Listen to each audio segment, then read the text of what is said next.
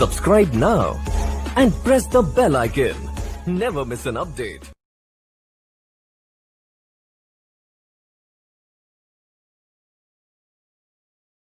नमस्कार, आज का हमारा टॉपिक का नाम रहेगा समांतर श्रेणी।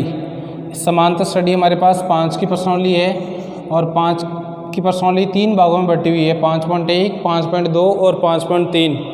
तो 5.1 की प्रश्नावली से एक पर्सन जो पढ़ सकता है वो हमारा 1 नंबर का पढ़ सकता है।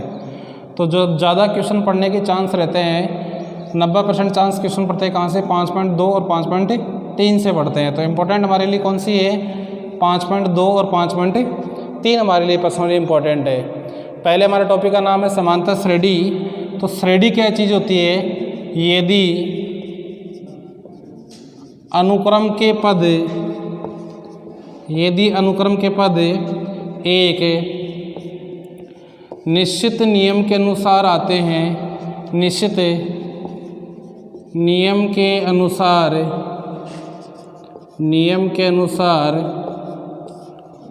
होते हैं, तो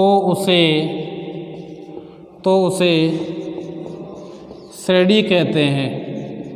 यानी कोई भी यदि अनुक्रम के पद हमें दे रखें और वो यदि अनुक्रम के पद एक निश्चित नियम के अनुसार होते हैं तो उसे क्या कहा जाता है, श्रेणी कहा जाता है। देखिए, यदि अनुक्रम के पद एक निश्चित नियम के अनुसार होते हैं और यदि वह नियम समांतर हो, यदि वह नियम क्या हो, समानांतर हो, क्या हो, समानांतर हो, तब वो श्रेणी हमारे पास कौन सी श्रेणी बन जाती है, समांतर श्रेणी बन जाती है।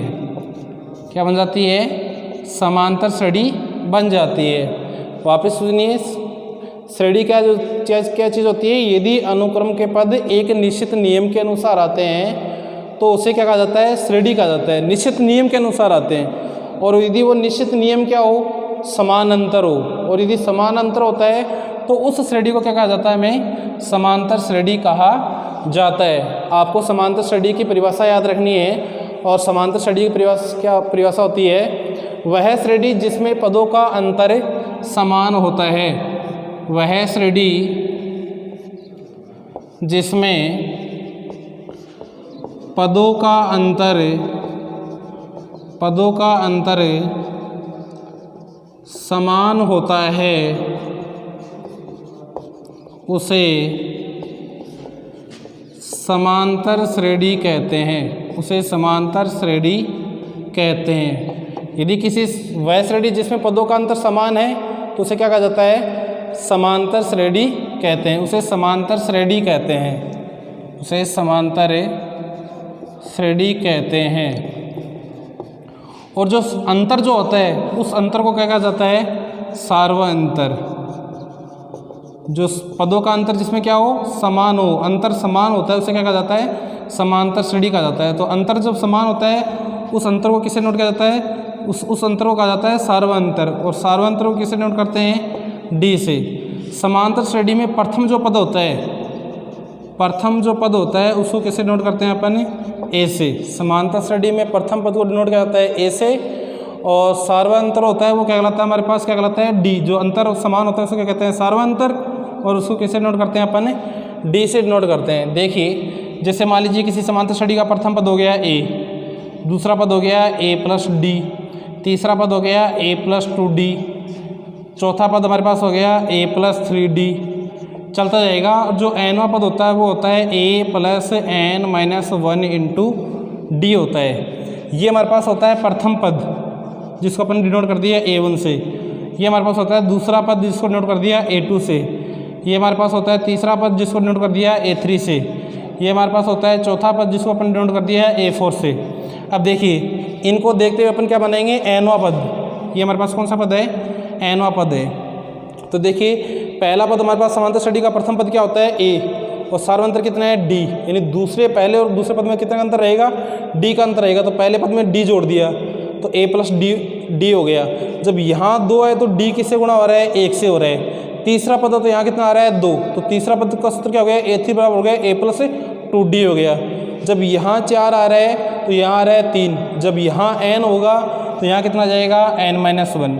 तो ये हमारे पास समांतर श्रेणी का nवां पद ज्ञात करने का सूत्र हो गया। मूल परिभाषा हमारे पास 5.1 की प्रश्नावली में मूल परिभाषा काम में आती है और मूल परिभाषा को अपन काम में लेके ही 5.1 को हम हल करते हैं। इसलिए हमें 100% हमें ये इसको समझ लेना चाहिए कि वह श्रेणी जिसमें पदों का अंतर समान होता है उसे क्या कहते हैं, समांतर श्रेणी कहते हैं। अब इस 5.1 की प्रश्नावली में हमारे पास 3 प्रकार के क्वेश्चन होते हैं और वो 3 प्रकार के क्वेश्चन कौन कौन से होते हैं उनको समझिए। अब एक तो हमारे पास हो गया कि आपको कोई भी समांतर श्रेणी दे दी जाएगी, आपको समांतर श्रेणी दे दी जाएगी, जैसे दे दिया पहला प्रश्न 2 दे दिया, 4, 6, 8 ये दे दिया और कहा जाएगा कि निम्नलिखित समांतर श्रेणी में प्रथम पद ए और सारवा अंतर ज्ञात कीजिए। यानी प्रथम पद ज्ञात करना है आपको और किसका मान ज्ञात करना है, आपको डी का मान ज्ञात करना है। तो पहले क्वेश्चन तो हमारे पास इस रूप का है, ए ज्ञात करना पड़ेगा हमें और डी ज्ञात हमें करना होगा। समांतर श्रेणी हमें दे रखी होगी और उसमें से अपन को सार्वांतर निकालना है और प्रथम पद निकालना है। दूसरा जो प्रकार का क्वेश्चन होगा उसमें हमें ए दे रखा होगा और हमें डी दे रखा होगा और समांतर श्रेणी के प्रथम 4 पद ज्ञात करने होंगे। यानी कौन कौन से पद ज्ञात करने होंगे, A1, A2, A3 और क्या ज्ञात करना पड़ेगा, A4 ज्ञात करना पड़ेगा। तो आपको बताया था A1 के सूत्र किसका होता है, A के बराबर होता है। A2 का सूत्र क्या होता है, A प्लस डी के बराबर होता है। A3 का मान किसके बराबर होता है, A प्लस 2D के बराबर होता है। A4 का मान किसके बराबर होता है, A प्लस 3D के बराबर होता है। आपको कहा कि मैंने दूसरे टाइप के प्रश्न में आपको A का मान दे रखा होगा, आपको D का मान दे रखा होगा और प्रथम 4 पद हमसे पूछे जाएंगे। तो प्रथम 4 पद यानी A1 A के बराबर होगा, A2 A प्लस डी के बराबर होगा, A3 A प्लस 2D के बराबर होगा और A4 A प्लस 3D के बराबर होगा। तो यहाँ गौर से हम देखेंगे तो पद निकालने के लिए हमें क्या क्या चाहिएगा, A चाहिएगा यहाँ पर, तो यहाँ A और D चाहिएगा। तो हमारे पास यहाँ A है तो यहाँ पर प्रथम पद प्राप्त हो रहा है हमें। दूसरे पद में हमारे पास A प्लस डी सूत्र होता है तो A भी हमारे पास दे रखा होगा और D भी हमें दे रखा होगा। तो वहाँ A और D का मान अपन रख देंगे, उनको जोड़ देंगे तो हमारे पास दूसरा पद प्राप्त हो जाएगा। तीसरा पद में यहाँ देखो A चाहिएगा, D चाहिएगा, तो A और D हमारे पास है, उठा के मान अपन यहाँ रख देंगे, उनसे गुणा कर देंगे और फिर जोड़ देंगे तो तीसरा पद में प्राप्त हो जाएगा। चौथा पद का सूत्र होता है A प्लस 3D, तो इसमें भी A और D चाहिएगा तो A और D में दे रखा होगा, वो A और D का मान उठा के अपन यहाँ रख देंगे तो हमें कौन सा पद प्राप्त हो जाएगा, चौथा टर्म हमें प्राप्त हो जाएगी। इसी प्रकार जो हमारे पास तीसरा जो क्वेश्चन होगा उसमें क्या होगा, हमारे पास एक तो हमें समांतर श्रेणी की जांच करनी होगी, समांतर श्रेणी की जांच पहली चीज़ तो ये। दूसरी, यदि समांतर श्रेणी है तो हमें सार्वंतर ज्ञात करना पड़ेगा तीसरे प्रकार के क्वेश्चन में। और तीसरी, यदि कोई समांतर श्रेणी है तो उसके अगले 4 पद ज्ञात करने पड़ेंगे, अगले 4 पद ज्ञात करने होंगे। यानी ये चीज़ हमें क्या करनी पड़ेगी, ज्ञात करनी पड़ेगी। तो हमें कोई ना कोई क्वेश्चन दे रखा होगा, उस क्वेश्चन में हम समांतर श्रेणी की जांच करेंगे। अब समांतर श्रेणी की जांच कैसे करते हैं इस क्वेश्चन में, यदि पदों का अंतर समान है तो समांतर श्रेणी है और यदि पदों का अंतर समान नहीं है तो समांतर श्रेणी नहीं है। तो ये तो हो गई हमारे पास जांच। और यदि समांतर श्रेणी नहीं है तो न तो हमें सार्वंतर बताना है, न ही हमें अगले 4 पद बताना है। यदि समांतर श्रेणी है तो हमें सार्वंतर भी ज्ञात करना पड़ेगा और हमें अगले 4 पद ज्ञात करने होंगे। अगले 4 पद का ताल्लुक आते हो गए, यदि हमें 3 पद दे रखे हैं तो चौथा, पाँचवा, छठा, सातवां। यदि हमें 4 पद दे रखे हैं तो पाँचवा, छठा, सातवां, आठ हमें ज्ञात करना होगा। तो देखिए क्रम वाइज पहले क्वेश्चन पर, पहले क्वेश्चन में क्या दे रखा होगा, इस रूप में हमारे पास प्रश्न दे रखा होगा जैसे 2, 4, 6, 8 निम्नलिखित समांतर श्रेणी में प्रथम पद यानी A और सार्वंतर D ज्ञात कीजिए। तो प्रथम पद क्या आता है हमारे पास, देखो यहाँ गौर से देखेंगे तो प्रथम पद क्या किससे नोट करते हैं अपन, A से, और A का मान कितना हमारे पास 2 है। सार्वंतर निकालना है, सार्वंतर किससे नोट करते हैं अपन, D से, और सार्वंतर ज्ञात करने का सूत्र होता है दूसरे वाले पद में से पहला पद घटा दो। यदि समांतर श्रेणी अगला कह रहा है कि निम्नलिखित समांतर श्रेणी में, तो इसका अर्थ है हमें जांच तो करनी नहीं है, सभी के बीच पदों का अंतर तो निकालना नहीं है, हमें तो केवल सार्वंतर निकालना है। तो दूसरे वाले पद में से पहला पद घटा देंगे तो यहाँ कितना आ जाएगा 2, तो D का मान कितना आ गया हमारे पास 2। ये 2 चीज़ हमसे पूछी गई थी। एक क्वेश्चन और ले लेते हैं, जैसे आपको दे दिया 3, 6, 9, 12 दे दिया, निम्नलिखित समांतर श्रेणी में प्रथम पद और सार्वंतर ज्ञात कीजिए। तो प्रथम पद को कैसे नोट करते हैं अपन, A से, और यहाँ गौर से देखिए बेटा A का मान हमारे पास कितना है 3 है, तो यहाँ पर A का मान कितना हो गया 3। दूसरी चीज़ हमें क्या निकालनी है, सार्वंतर। तो सार्वंतर पर हम कैसे निकालते हैं, दूसरे वाले पद में से पहला पद घटाएंगे। तो दूसरा पद हमारे पास कितना है 6, पहला पद कितना है 3, दूसरे वाले पद में से पहला पद क्या करते हैं अपन, घटाते हैं। तो 6 माइनस का 3 कितना होता है, 3। तो जो कि हमारा क्या हो जाएगा, आंसर हो जाएगा। तो इसी प्रकार के अन्य क्वेश्चन हैं, आपको प्रैक्टिस करनी है उनकी और आपको निकालना है। अब देखिए दूसरा प्रश्न। दूसरा प्रश्न में हमें क्या दे रखा है, ए दे रखा होगा आपको और डी दे रखा होगा आपको, यानी गिवन डेट आपको क्या क्या दे रखे होंगे, आपको ए का मान दे रखा होगा और आपको डी का मान दे रखा होगा। और आपसे पूछा जाएगा कि समांतर स्टडी के अगले 4 पद याद कीजिए। मैं जनरली क्वेश्चन ले रहा हूँ इसका, जैसे आपने ले लिया ए का मान तो आपको दे रखा है 3 दे रखा है और डी का मान आपको दे रखा है कितना, 2 दे दिया। ए का मान तो 3 दे दिया, डी का मान कितना दे दिया आपको, 2 दे दिया। और कहा जाएगा कि इस समांतर स्टडी की, यदि किसी समांतर स्टडी में प्रथम पद 3 और सार्वंतर 2 हो तो उस समांतर स्टडी के अगले 4 पद ज्ञात कीजिए, सॉरी प्रथम 4 पद ज्ञात कीजिए। तो प्रथम 4 पद कौन से होते हैं, A1 किसके बराबर होता है, ए के। तो ए का मान हमारे पास दे रखा है, ए का मान कितना दे रखा है, 3। तो ये हमारे पास क्या हो गया, प्रथम पद हो गया। इसी प्रकार कौन सा होता है दूसरा पद, दूसरा पद का सूत्र होता है A प्लस डी होता है। तो हमारे पास ए और डी के मान हमें दे रखे हैं, उठा के मान रख दो। 3 प्लस हमारे पास कितना हो गया, 2, कितना हो गया, 5। इसी प्रकार हमारे पास कौन सा है तीसरा पद निकालने सूत्र होता है ए प्लस हमारे पास होता है 2d। तो ए का मान हमारे पास कितना है, 3, तो 3 लिख देंगे। बीच में किसका चिन्ह है, प्लस का। यहाँ कितना दे रखा है, 2 इंटू डी का मान हमारे पास कितना दे रखा है, 2, तो 2 लगा दिया। ये आ जाएगा 3 प्लस 2 को 2 से मल्टीप्लाई करेंगे तो 4 और 3 और 4 कितने होते हैं, 7। तो हमारे पास तीसरा पद कितना आ गया, 7 हो गया। कितने पद पूछे थे हमें, प्रथम 4 पद। इसी प्रकार हमें कौन सा पद निकालना पड़ेगा, चौथा पद। चौथा पद होता है A4, सूत्र होता है A प्लस 3D। तो A4 बड़ा होता है A प्लस 3D। तो A और D का मान हमें दे रखा है, मान लिख देंगे। A का मान 3 मल्टीप्लाई D का मान कितना दे रखा है, 2। तो 3 प्लस 6 यानी कितने आ जाएंगे, 9। तो चौथा पद हमारे पास कितना आ जाएगा, 9 आ जाएगा। तो हमारे पास जो समांतर स्टडी प्राप्त होगी उसके प्रथम 4 पद कौन कौन से होंगे, 3 हो जाएगा। दूसरा पद देखो हमारे पास कितना है, 5 हो जाएगा। तीसरा पद हमारे पास कितना है, 7 हो जाएगा। और चौथा पद हमारे पास क्या हो जाएगा, 9 हो जाएंगे। तो प्रथम 4 पद हमारे पास हो जाएंगे 3, 5, 7 और 9 हो जाएंगे। इस प्रकार के आपके पास प्रश्न दे रखे होंगे, ए और डी का मान दे रखा होगा और आपको अगले 4 पद निकालने हैं। इसी प्रकार 5.1 की प्रश्नावली में तीसरा प्रश्न हमारे पास क्या है, मैंने आपको अभी बताया था, आपको एक अनुक्रम के पद दे रखे होंगे और उन अनुक्रम के पदों में हमें समांतर स्टडी की जांच करनी है और जांच करके हमें बताने यदि समांतर स्टडी है तो उसके अगले 4 पद ज्ञात कीजिए। तो देखिए जैसे आपको क्वेश्चन दे दिया, 1 दे दिया, 3 दे दिया, 6 दे दिया, 9 दे दिया। दूसरा प्रश्न आपको दे दिया, मान लीजिए क्वेश्चन दे दिया आपको a स्क्वायर, a की घात 3, a की घात 4 दे दिया। तीसरा प्रश्न आपको दे दिया जैसे 3, 6, 9 और 12। इस प्रकार के आपके अनुक्रम के पद रखे होंगे। पहले में जांच करनी कि समांतर स्टडी है या नहीं। तो पहला क्वेश्चन देखना आप, आंसर नंबर फर्स्ट, अनुक्रम के पद रखे आपको 1, 3, 6 और 9 दे रखे हैं। हमें जांच करनी है, इसकी समांतर स्टडी की जांच करनी है। तो जांच करने के लिए अपने क्या निकालेंगे, पदों के बीच में अंतर निकालते हैं और यदि पदों के बीच में अंतर समान है तो समांतर स्टडी है, अन्यथा समांतर स्टडी नहीं है। इन 2 पदों के बीच में जो अंतर होता है उसको तो अपन डिनोट कर देते हैं D1 से। इन 2 पदों के बीच में जो अंतर होता है उसको डिनोट कर देते हैं D2 से। और इन 2 पदों के बीच में जो अंतर होता है उसको किससे डिनोट कर देंगे, D3 से। तो यहाँ D1 बराबर D2 बराबर क्या आना चाहिए, D3 आना चाहिए। यानी सार्वंतर क्या आना चाहिए, समान।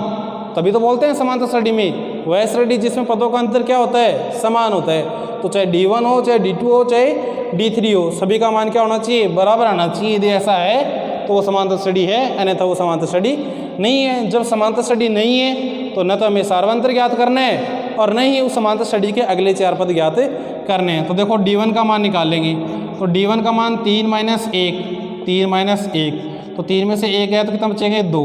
तो D1 का मान हमारे पास कितना आ गया, 2 आ गया। इसी प्रकार से किसका मान निकालेंगे अपन, D2 का मान। D2 का मान कैसे निकालते हैं, तीसरे वाले पद में से दूसरा पद घटाएंगे, यानी 6 - के 3, तो कितना आएंगे, 3 आएंगे। तो D2 का मान कितना आ गया हमारे पास, 3 आ गया। अब तीसरा D3 का मान निकालने की आवश्यकता ही नहीं है क्योंकि D1 का मान तो आया 2 और D2 का मान कितना आया, 3 आया।